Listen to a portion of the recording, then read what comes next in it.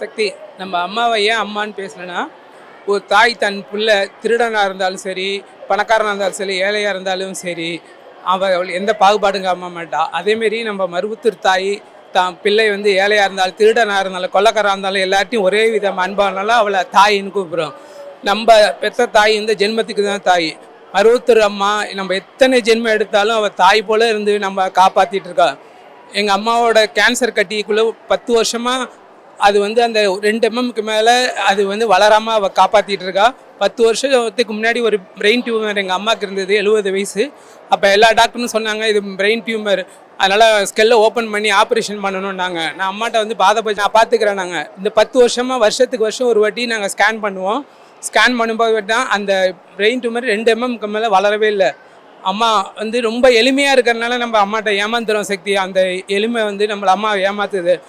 நம்ம கோடான கோடி பேரில் நம்ம ஒரு பர்சன்டேஜ் தான் இப்போ அம்மாவை மிகப்பெரிய புண்ணியம் செஞ்ச ஆத்மாவை நம்ம இருப்பதனால தான் அம்மாவை நம்ம பார்க்க முடியுது, பாதை கொஞ்ச முடியுது.